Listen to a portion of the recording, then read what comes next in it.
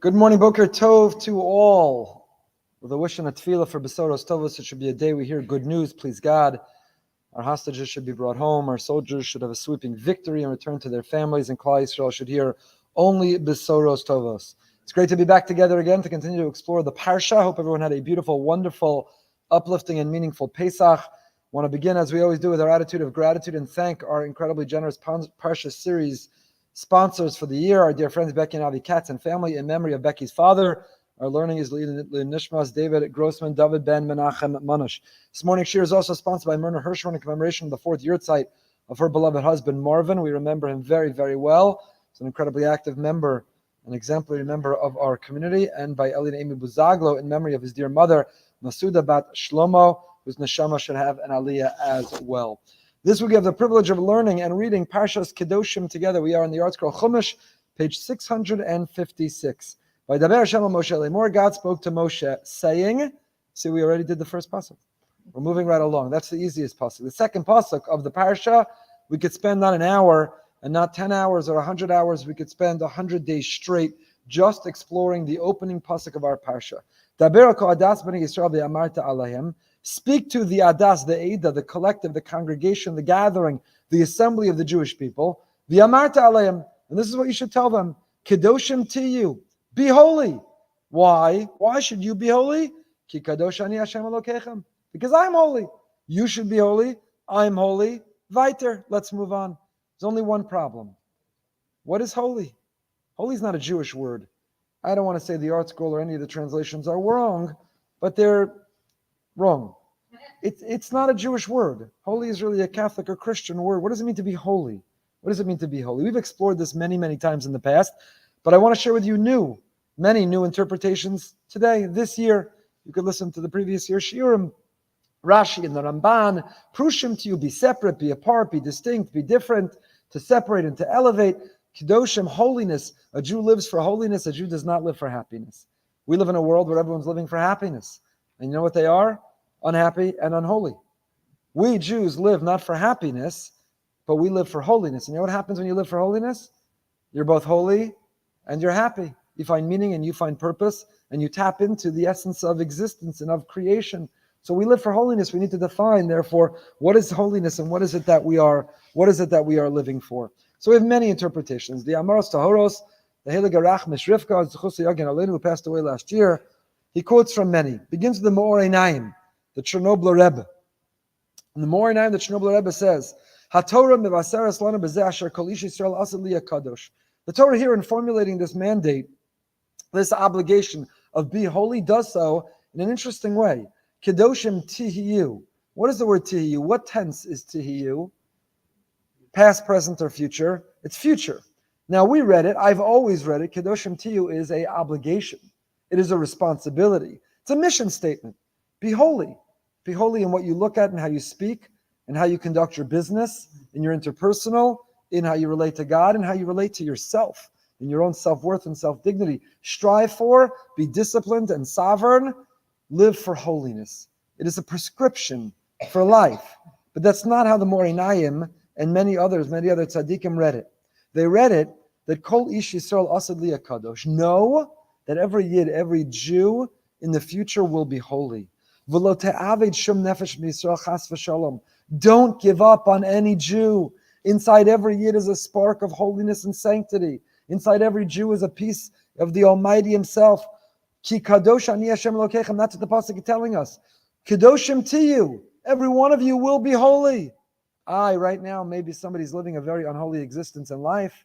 Maybe right now they're not observing, they're not living, they're not practicing. Maybe they're caught up in, maybe they're pursuing, maybe they're distracted by, maybe they're indulging in animal impulse and instinct, immoral and ethical behavior. How can you say with confidence, how can you declare with such clarity, Kedoshim to you, that every Jew has within them the ability and they will be able to express and realize and manifest their holiness? How can you say that? From where do you get that confidence? Says the Meor Einayim, keep reading. Ki kadosh ani Hashem Elokechem. God says, I'm holy. I'm the essence, I'm the source of all holiness. And there's a piece of me in every one of you. Kol Yisrael yesh lo neshama shichelek Elokei mimal mamish. Memei lehu vadei b'chalal Kedusha v'vadei asal liot kadosh. There's a piece of Hashem inside every one of us. And where there's that piece of Hashem inside every one of us, It means every one of us is that Tzelem Elokim. We have a Chelek Elokam Yimal Mamash. We are a unique and distinct, a singular manifestation, expression of Hashem in this world.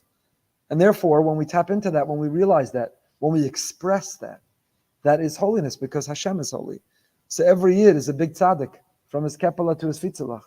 Every Jew is a real tzaddik. Every Jew has within them. And maybe right now they're not living like such a tzaddik or tzaddikas. Maybe right now they're not observing or practicing or living up to that aspiration, not living up to that capability or capacity. That's okay. That's because there's a ruach shtus. Somehow there's a distraction. Somehow they've been swayed. Somehow they've been tempted. Somehow there's stress. But inside there's that possibility. The Talmud, the Kilos David says similarly, Kedoshim tiyu b'lashon tzivui lo amar, ela kedoshim tiyu lashon havtacha. Hashem here is not giving a command. This is an entirely new reading of the opening of our Parsha. Different than anything I had heard before. Kedoshim tiyu is not a command. Kedoshim tiyu is a promise. It's a promise. Kizui be'emes havtacha shesof kol sof yekol Yisrael kedoshim. There's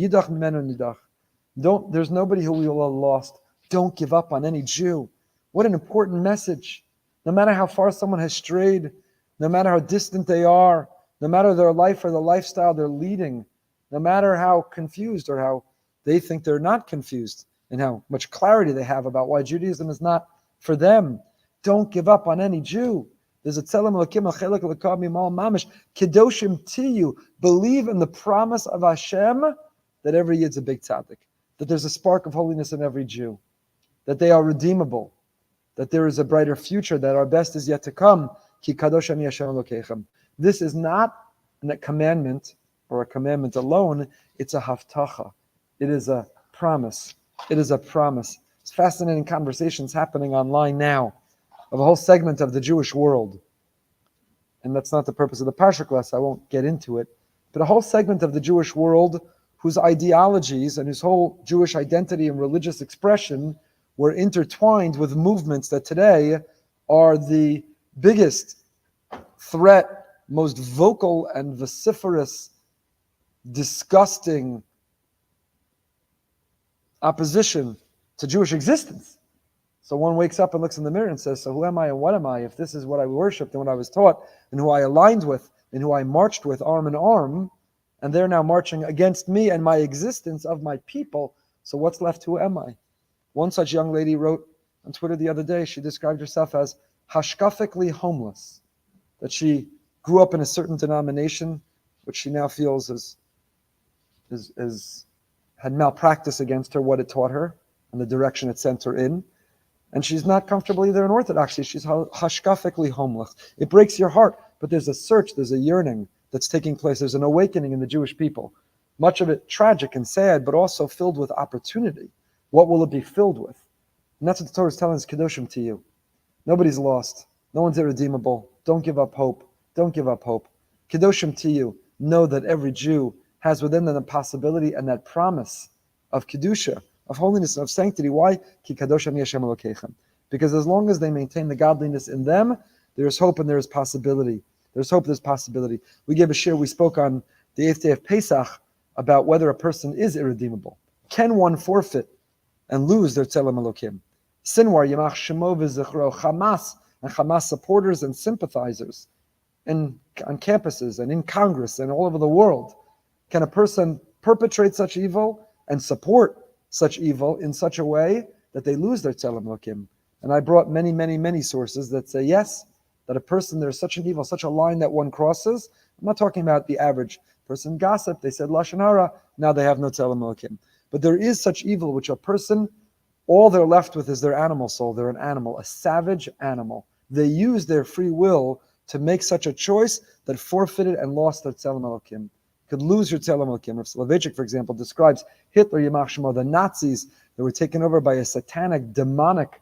They lost their godliness. They were animals in the guise of men.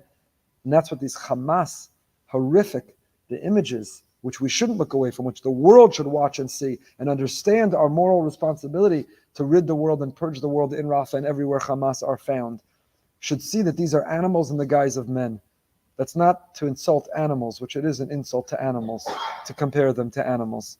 But it is to recognize our responsibility, to not tolerate the presence or the influence or impact of people who've lost their Tzelem Elokim altogether.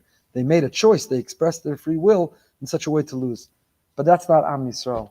Am Yisrael, Kedoshim to you. Not a tzivui, but a haftacha, a promise. Kedoshim to you. Every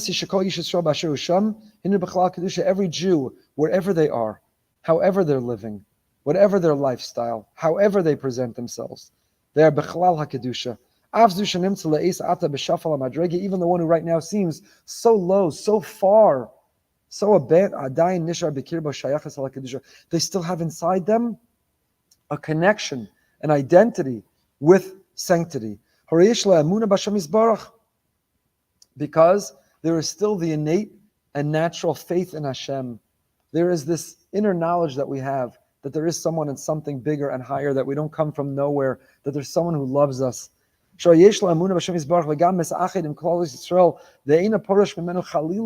as long as one is connected and intertwined with the Jewish people and the Jewish community,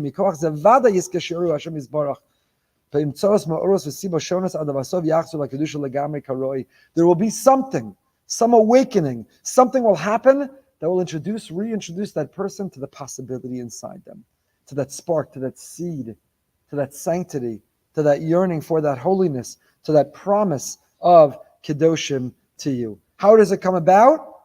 Where is this not tzivoy haftacha? Where is this not obligation but promise? How was it communicated? Where was it offered? Among kol adas b'nei Yisrael. Hashem said through Moshe, quick, gather, be a community, be unified, have unity. I want to give you a mitzvah. So the Sfarim say, when do we have confidence that in every Jew there's that spark of holiness? How will the seemingly lost be found? How will the irredeemable be redeemed? How will those who are so far come closer? When we are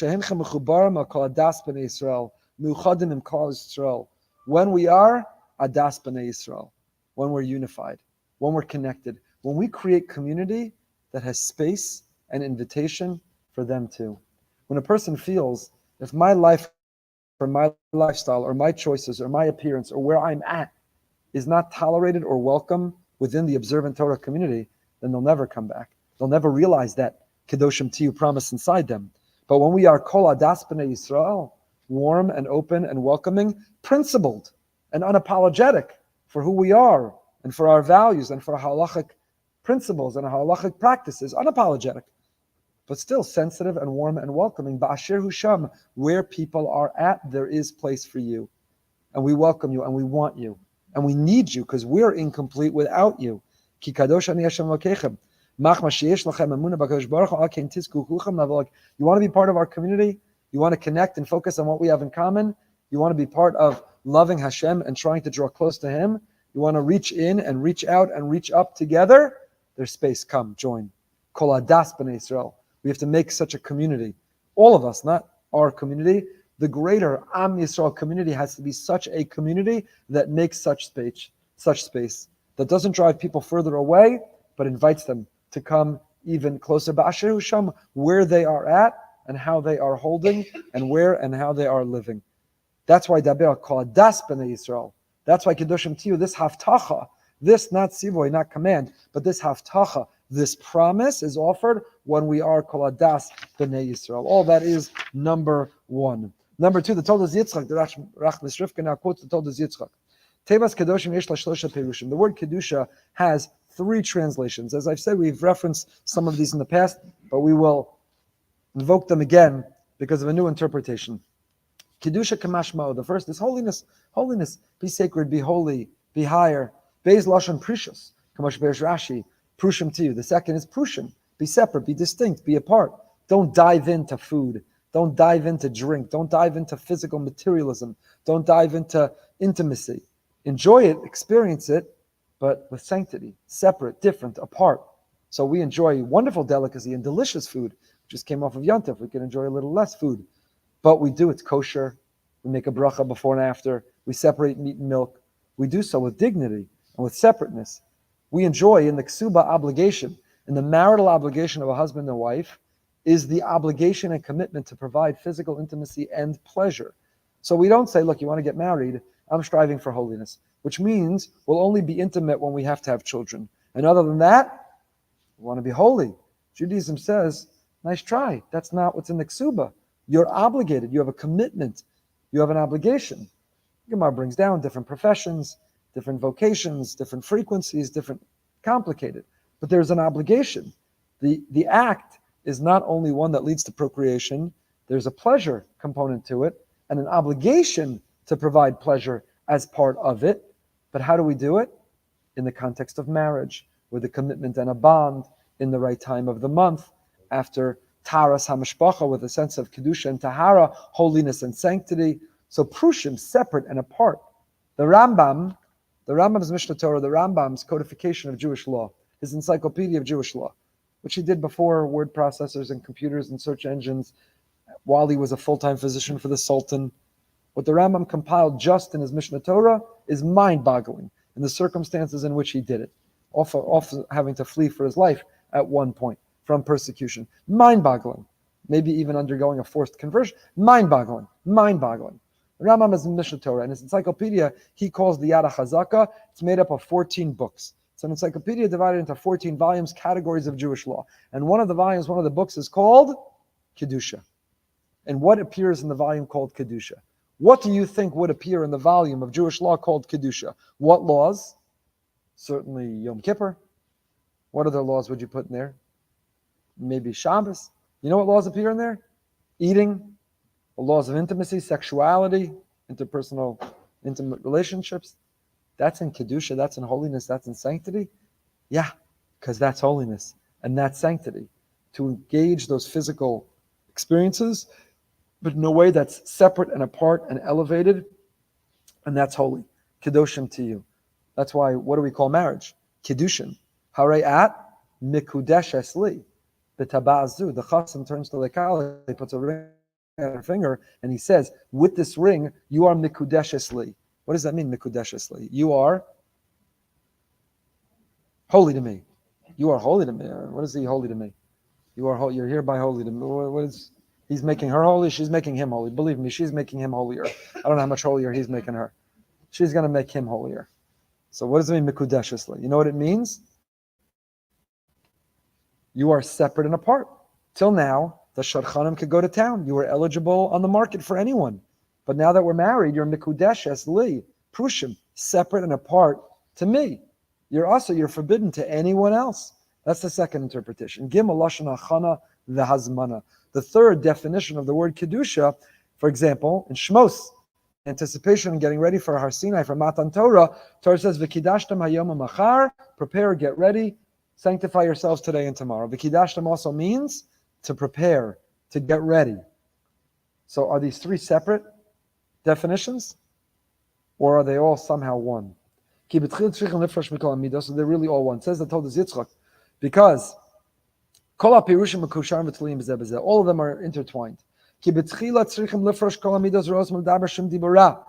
you have to separate yourself from all bad midos. Don't speak lashon hara, gossip, and rechila, slander.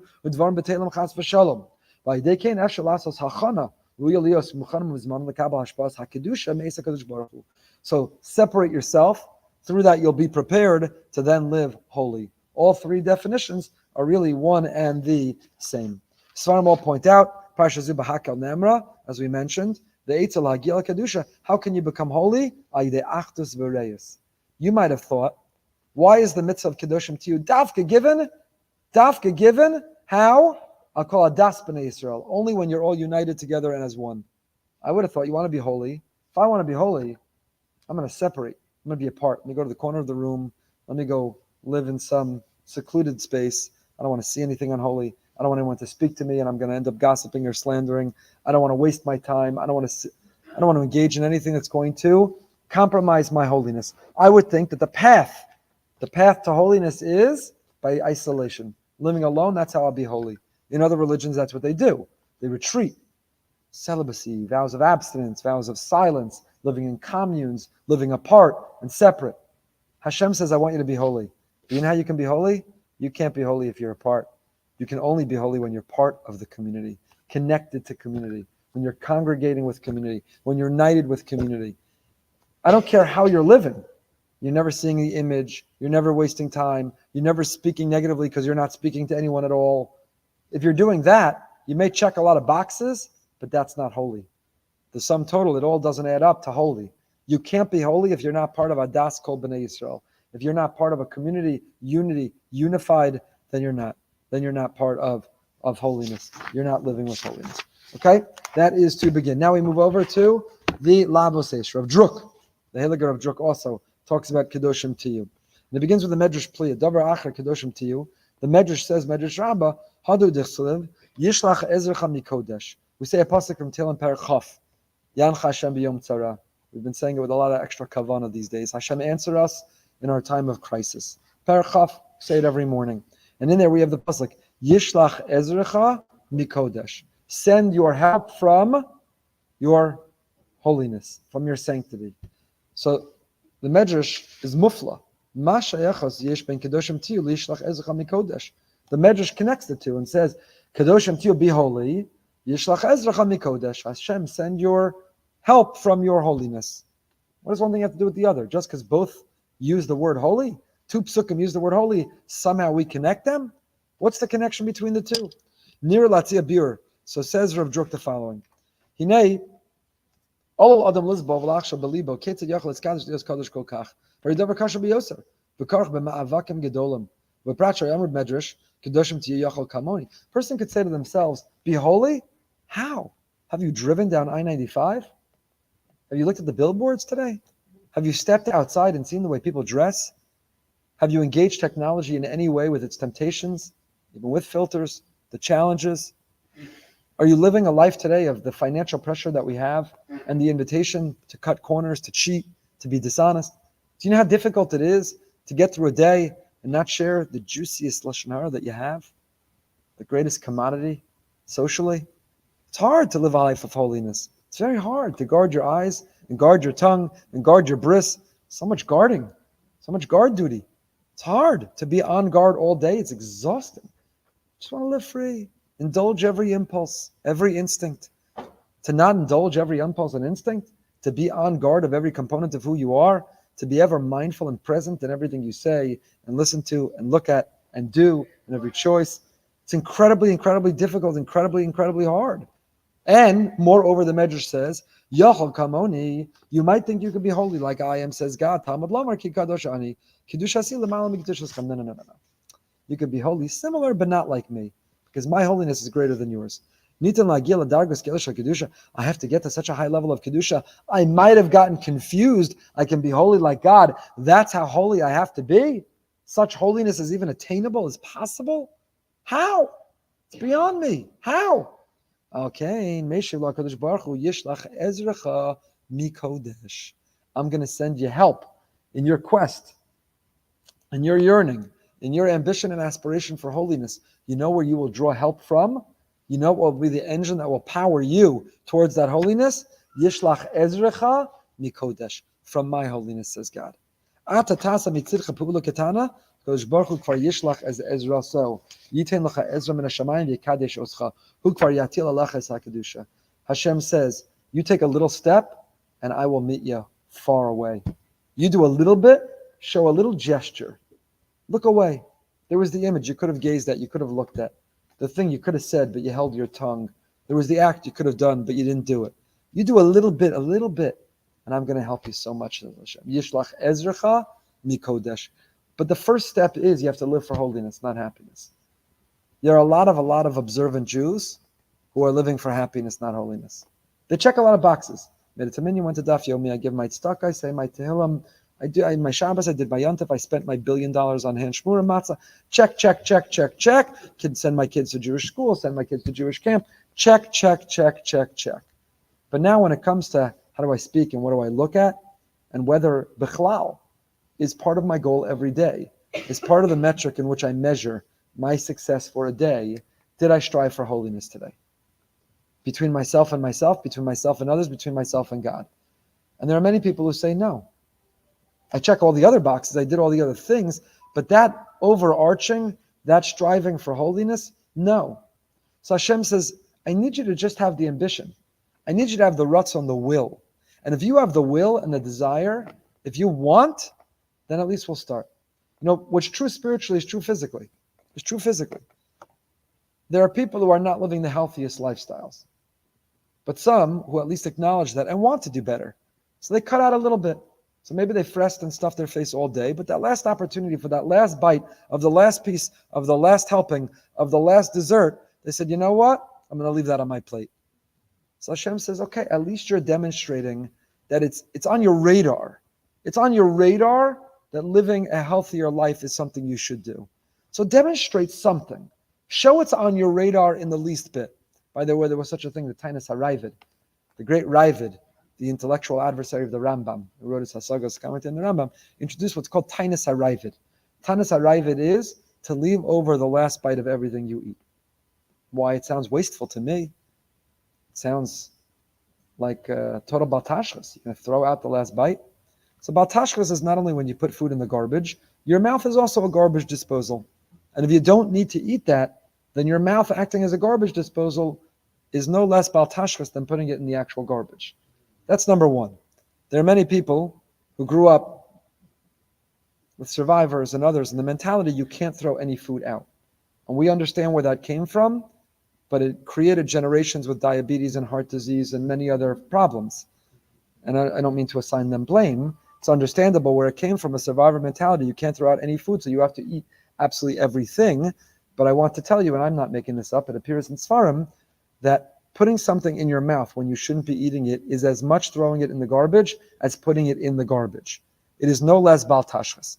So the Ravid used to leave over the last bite to demonstrate that I'm not eating in a gluttonous way, that I eat to live, I don't live to eat. And how does one demonstrate that? By leaving something over on the plate. Now Ozempic makes that easy. But before that, there was a Tainas HaRavid to leave over that last bite and to not eat it. So why is that meaningful? Why is that meaningful? The person who ate this was me, ate 10 meals a day Pesach, endless amounts of matzah, gluttonous and disgusting, but was such a groisa kanaker because they walked around the lake once each afternoon. Trust me, that did nothing to offset the quantity of matzah that's still sitting there, the quantity in the stomach. Trust me, it did nothing. But you know what it did do? It demonstrated, I know right now that I'm unhealthy, and I want to be healthier. I have an aspiration, I have a vision, I have a hope, I have a wish. I want to want. Hashem says when it comes to Ruchnius, Kedusha, when it comes to holiness and sanctity, show me the want. Demonstrate a little bit. So you looked at something you shouldn't have looked at all the way, and in the last moment you turned away. Show a little bit. And Yishlach Ezrecha Mikodesh. I will send you help. I will send you help. That's the Yachol Kamoni. You might think you could be like me. Mekadesh Zadva Ein Adam says Pulus Kadosh Mitzido. Ein Lo Rak Las Pulus Katana Mitzido. Because Baruch Hu Yachol Lekadsho Af Kamoni. You think Hashem could make us holy even like Him? Yachol Kamoni. Yachol. Hashem is going to help us so much. You could be Kamoni. The Gemara in Eruvin says similarly. Daf Nun Gimel. Pischuli Pesach kechudo shel machat, v'ani eftach lachem Pesach kepischo shel ulam. Hashem says, you create an opening the size of the eye of a needle, and I will make an opening the size of the entrance to Marlin Stadium, to an ulam, to a huge hall. So Rav Druck quotes his father, the Drash Mordechai, Rav Mordechai Druck Zatzal, the Gemara. Notice it says, Pischuli Pesach kechudo shel machat. Hashem invites us and asks us, make me an opening as small as the hole of a needle. Vani archiv lachem. It should said, I will expand it to be the size of the entrance to Giant Stadium. But it doesn't say that. It says you make an opening the size of the eye of a needle. Vani eftach, and I'll make an opening for you the size of the entrance to Grand Central Station. It means that Hashem is not just expanding what we started. Hashem is not just saying you get started in any measure and I'll make it larger, I'll expand it.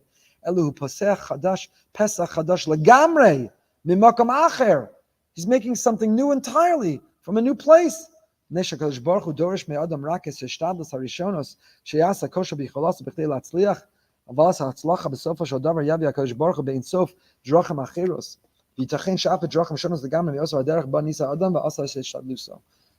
going to help in ways that don't correspond with your effort. We've shared this in the Emunah Shir many, many times, our Wednesday morning Emunah Shir. We know that we have to do effort, take initiative, and then there's divine providence, intervention, hashgacha. But they don't always correlate. We have to do both, but they don't always overlap.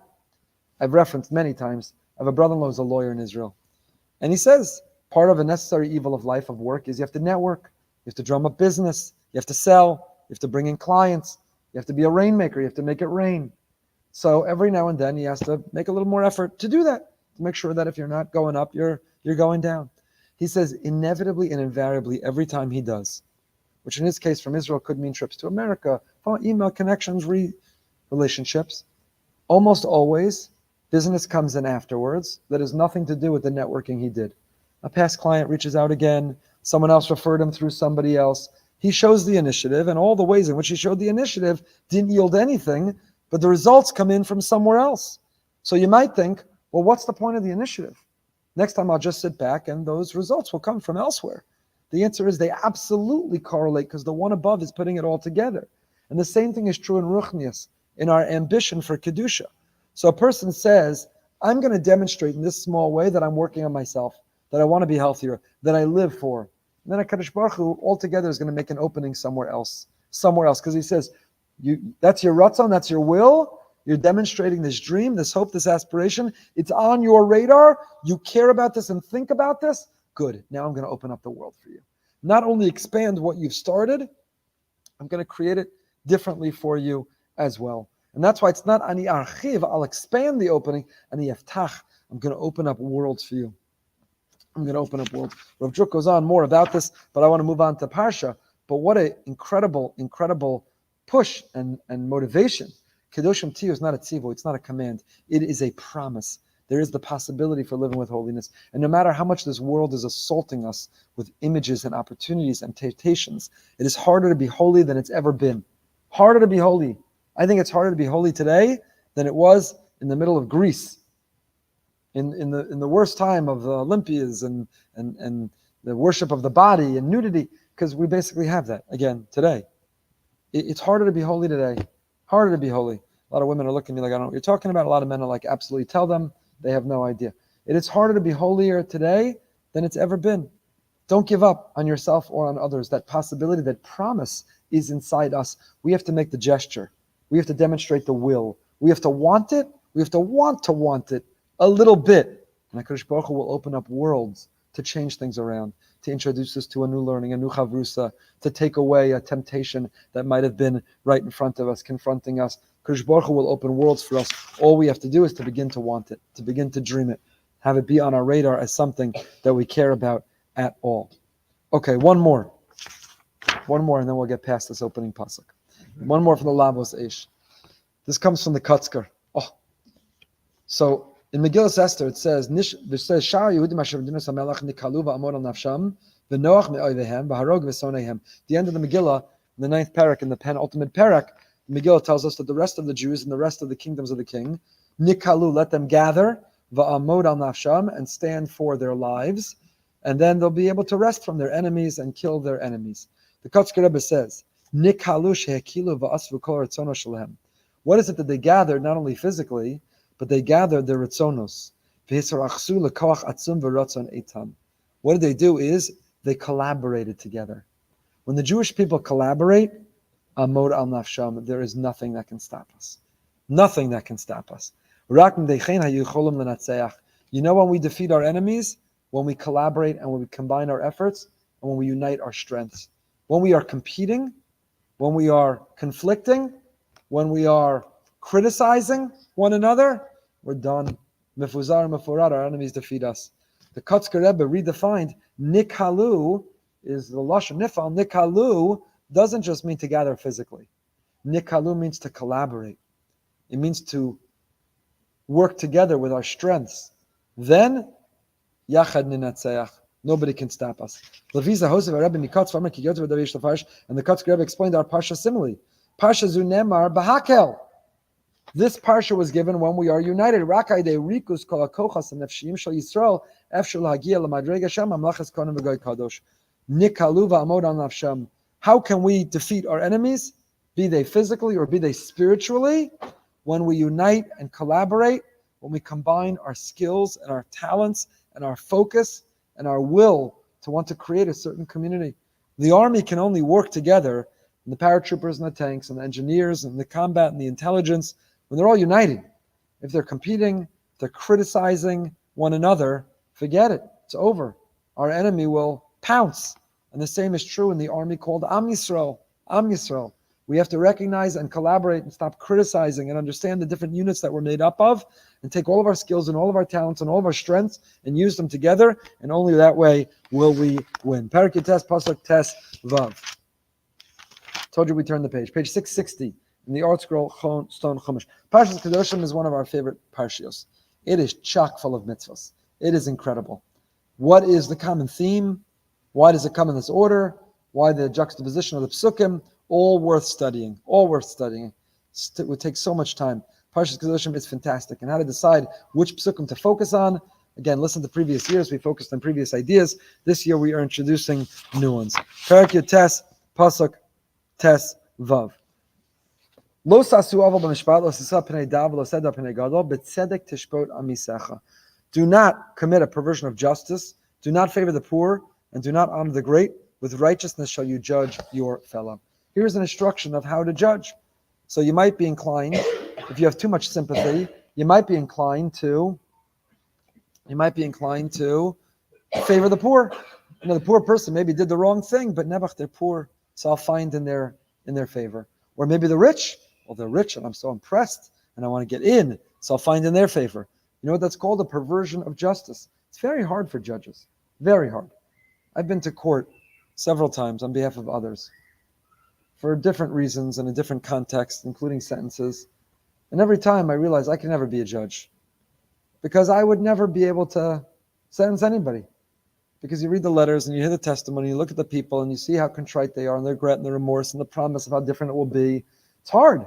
It's hard to be a judge and say this is the law and this is the rule and it's justice and justice has to be served, and even with compassion and even with compromise, but there has to be justice. It's hard. I'll tell you something a little controversial that you may not want to hear. From the Torah law, women can't serve as judges. Halacha, women aren't witnesses or judges. And one of the interpretations offered of why is it's absolutely not biased or sexist.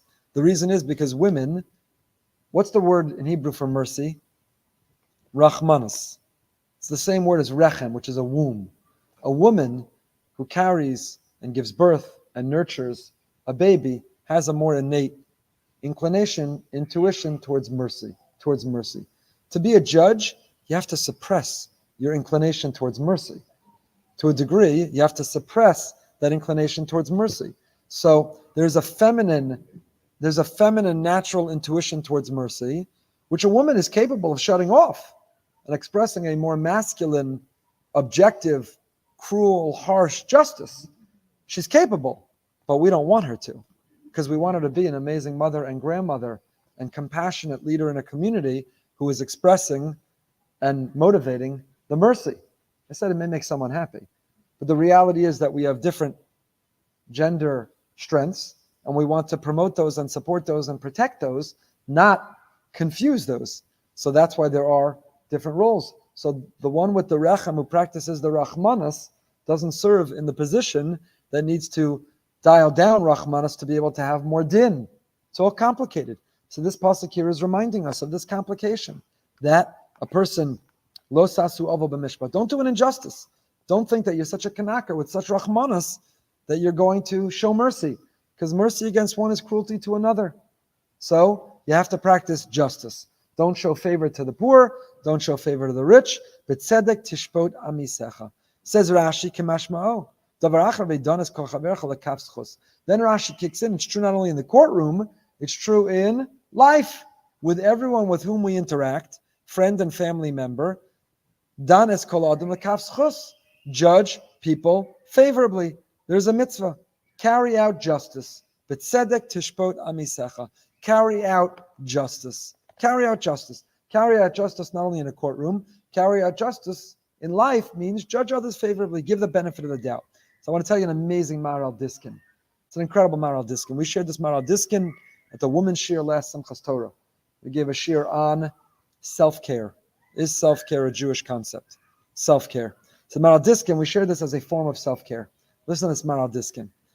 The Gemara in Sota Daf Beis Manal tells us, Loman is Macha Parshas Nazir Parshas Sota. Why does the Torah juxtapose the story of the Nazir, the Nazirite? He takes a vow of abstinence, not to drink wine, not to become contaminated, not to cut their hair. Why does that appear right after the story of the Sota, the wayward woman who was disloyal to her husband? Lomar Lacha teaches us,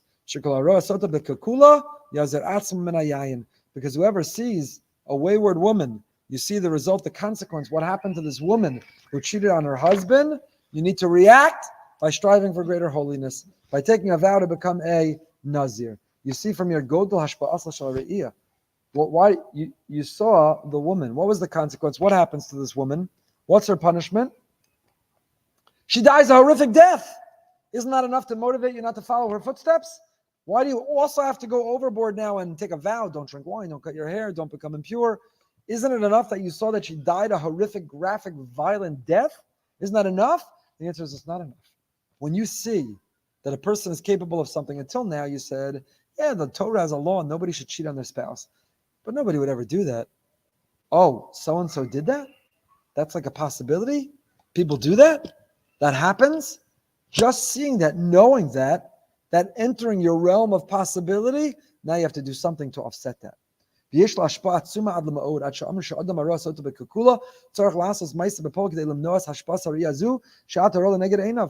which you've now seen, that which now enters your realm of possibility, you need to do something to offset that.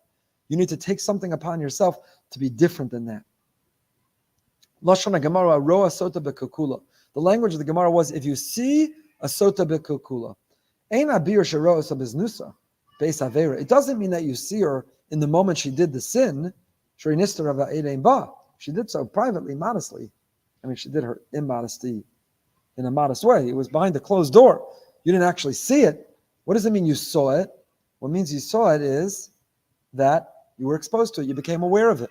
You read about it online. Somebody told you about it at the Shabbos table. Someone whispered it to you at the Kiddush. That's what it means, haroah. When you become aware, just becoming aware of indecent behavior makes you vulnerable to do the indecent behavior. When it becomes the realm of possibility. So listen to the Maharil Diskin says, until now I thought, listen to this Maharil Diskin. Until now I thought, why should you judge someone else favorably? Because Nebuch on them, maybe you saw them in their worst moment, not their best. Maybe you don't really understand what they're going through. Maybe you're not judging them correctly. You're not judging them favorably. It's how you would have wanted to be judged. So when you see someone doing the wrong thing, judge them favorably. They're coming out of McDonald's. They were using the bathroom. They look like they're talking during davening. They had an emergency, something they had to say. They came late to shul. They were helping a widow. They were helping a single woman who happens to be their wife. Judge them favorably. Judge them favorably. So until now I thought, why should you judge favorably? Because it's a nice thing you're doing for Yenim, for the other person. Says the Maharil Diskin, you know why judging them favorably is good for you? You're doing it for you. Because when they did something wrong, you were just judging them favorably. Now you saw someone doing something wrong and you're capable of doing it. But when you judge them favorably, now you didn't see someone doing something wrong. It doesn't make you more likely to do it yourself. It's an amazing Maharil Diskin. So be done as Adam L'Kaf Schus, judge others favorably, not for them. Judge others favorably for you. Because when you live a life that you're judging others favorably, then you'll never see anyone doing anything wrong. And you'll be, I can't do anything wrong. I never see anyone else doing anything wrong. Because all I see are people who are doing things right. So this is a form of self-care. One of the ways that you can take care of yourself is to not be exposed to and to not be tempted by and to not think it's in the realm of possibility because you never see anyone doing anything wrong. And how is it you never see anyone doing anything wrong? Because you're always down as Kol Adam L'Kaf Schos. Anytime you benefit of the doubt. You're everyone else's defense attorney. You know who lived that way? The Heilige Rav Levi Yitzchak, the Berditchever. The Berditchever always gave the Jewish people the benefit of the doubt. Always. We shared at the Sudas Mashiach. Motzei Pesach. It's borderline embarrassing, Motzei Pesach. The Klal Yisrael are just fresh for 8 days. Run out the door and line up around the block because they haven't had chametz to get pizza, to get a bagel, to get a donut. Like they haven't been fed in forever. It's borderline embarrassing. Embarrassing. They should be as excited. We spoke about the Ger Rosh Hashiva of Shalal Shlita said, you should be able to not sleep at night after Motzei Pesach with excitement to put your tefillin on for the first time the next morning after a week of not wearing tefillin, more than you are to eat in your first bite of pizza, of chametz. What do? We line up around the block to get chametz on Motzei Pesach And tefillin, put on, don't put on, whatever. So the Berditchever would have said, Shalata quotes, the Berditchever would have said, Hashem, look, isn't Am Yisrael amazing? They love pizza and chametz and donuts and bagels so much. They're lined up around the block. And even though they love it so much, for 8 days they didn't eat it for you. That's how the Berditchever would have said. Because that's how the Berditchever lived. Danis kol adam l'kaf schos. He didn't see, what a group of oisfars. They can't live without chametz till the next morning. They haven't stopped eating for 8 days and they got to go eat. The Berditchever would have said, look at it, Am Yisrael is amazing. They love chametz so much, and yet they went 8 days without it just for you. So if you're done as adam l'kaf schos, if you judge everyone favorably, you never see anyone doing anything wrong. If you never see anyone doing anything wrong, you'll never be tempted to do anything wrong either. Because how can you do anything wrong when no one does anything wrong? You'll never be driven or tempted by it either. So it's not a nice thing you're doing for the other. It is a nice thing we're doing for ourselves. Torah then goes on one of the laws in our Parsha. Do not hate your brother in your heart. Rebuke him. Don't hate your brother in your heart. Confront him. Put it on the table. Have a conversation. Give feedback. Offer constructive criticism. And don't bear a sin because of him. Because of him. Because you know who's wrong? You might be right, but you're wrong if you don't resolve it. If you don't share it. If you don't communicate about it. If you don't have a conversation. If you don't have a conversation. Back to the holy Rachmastrivka. And he quotes the following here.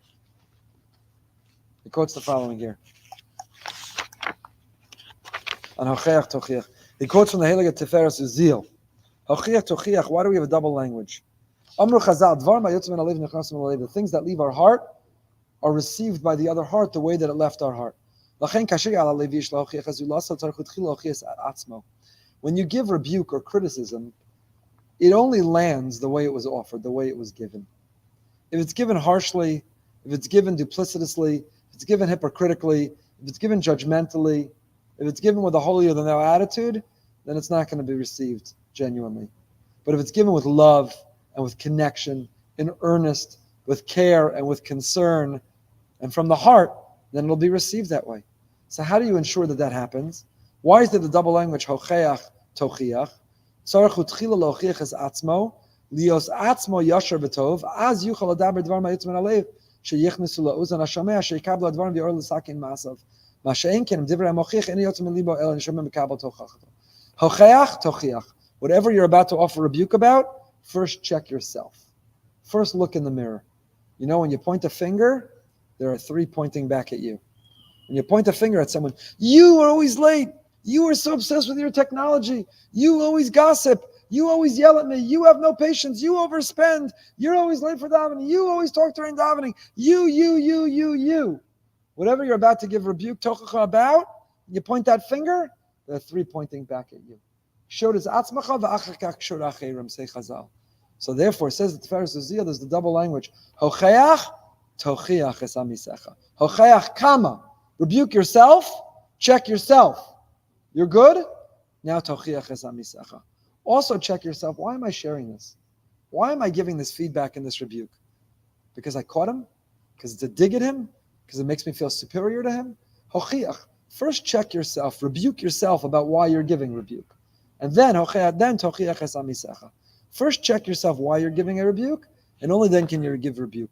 Because if you're giving the feedback and the criticism, because you care, because you love, because you want to uplift, you want to support, you want to strengthen, then you should give it. But if you're giving it because it makes you feel better about yourself, superior to the other, then keep your mouth closed. Then you're not in a position to be giving rebuke to anyone else. So first, hocheach, first check yourself. First of all, are you good at whatever you're about to give rebuke about? Number one. And number two, why? What's motivating you to give this rebuke? Hochiach, first check yourself. And only when it checks out, then are you in a position to tochiach es amisecha. Es amisecha.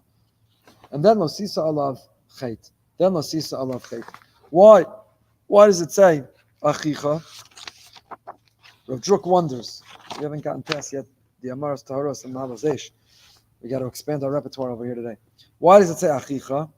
So Rav Druck says, you know why it says achicha? For this very reason. If you're coming to rebuke him because he's your enemy, then keep your mouth closed. It has to be your brother. Lo sisna es achicha bilvavecha.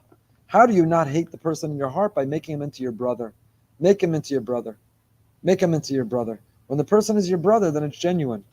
He doesn't quote this, but we've shared before that when Yaakov Avinu comes up to the shepherds at the well, and they're sitting around wasting their employer's money because the day is not over, and they're just sitting there.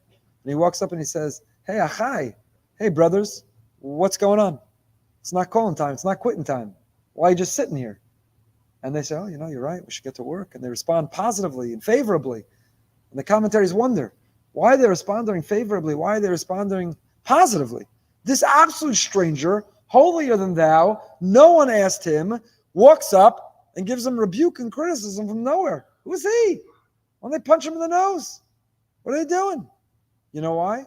Because first he says, Achai. Hey, brothers, what's going on? What's your name? Where you from? What's happening? Did you see the Knicks game last night? Did you hear about the Yankee season so far? You following what's going on with this, that, or the other? You know, guys, I'm not sure it's quitting time yet. Maybe we should get back to work. When a person feels it's coming from a position of Achai, Achicha, when someone's your brother, I care about you, I love you, I want the best for you. This is about raising all of us. Tell me what I could work on. I'm sharing something you could work on. Then they respond well, positively and favorably.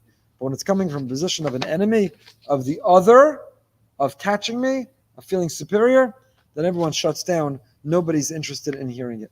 Perek Yotes, Pasuk Yudches. One of the most famous psukim in the Torah. Losikam lositor espenei amecha.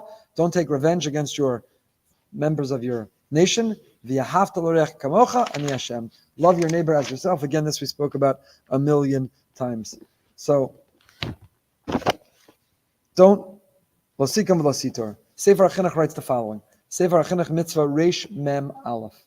Reish Mem Aleph. 241. Writes the following. Mishar Shem mitzvah. Why is the Torah against revenge? It's a separate topic, because in our davening we describe God as a vengeful God.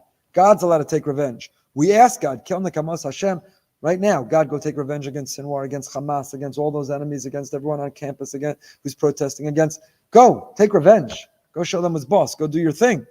But we are forbidden to take revenge. So it's a separate topic. What is the Jewish approach to revenge? How do we understand that? Where do we fit that in? Why for God, yes, for us, no. But the Torah here tells us, Losikam lositor, don't take revenge. And there are two forms of revenge. Losikam lositor. One form of revenge is, I went to my neighbor and I said, can I borrow your lawnmower? Then he said, no. Then he came to me and he said, can I borrow your chainsaw? Say, you didn't let me borrow your lawnmower? No, taking revenge. Torah says you can't do that.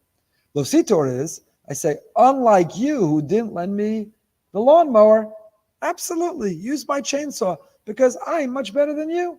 That's lositor. Don't not do the act out of revenge, and don't do the act, but remind the person and invoke what they did to you.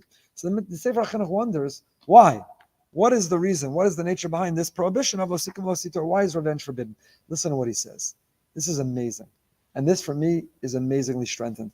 This helped get me through some difficult, challenging times in my career and my life.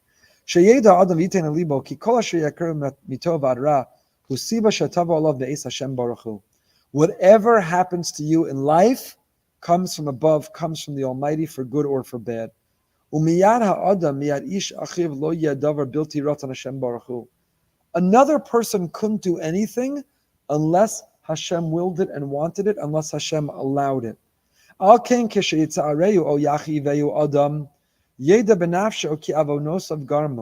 V'Hashem gazar alav b'kach v'lo yashes machshevosav limkom mimenu ki hu eino sibas ra'aso ki ha'avanu misovev.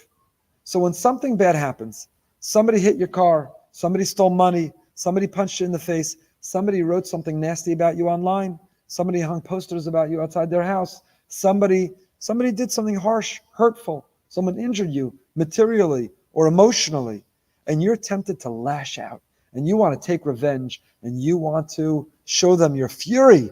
Says the Sefer Hachinuch, take a deep breath and pause and recognize whatever happened came from Hashem. For whatever reason you needed to experience, Hashem determined this is what's right for you. Now, should you hold the other person accountable? Yes. Torah doesn't say don't hold him accountable. He damaged your car, go to Beis Din and recover. Have him compensate the damages. He embarrassed you. According to the Torah, there are damages. If there are damages, you could recover the damages, but you can never take revenge. Why can't you take revenge? Because revenge would imply that He alone, she alone, the other party alone caused this. So you're going to get even. You're going to take revenge. But realize this is from Hashem. Now Hashem harbe shluchim lamakum. Hashem could have brought it about through many means. It came about through that party. Be compensated. Hold the other party accountable. But ultimately it comes from Hashem. We learn this from David HaMelech. Hanichu v'yikalo ki amar lo Hashem.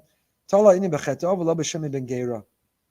Shimei ben Gera was cursing out David HaMelech. He said, don't take his head. This is from Hashem that I have to undergo this and hear this and absorb this.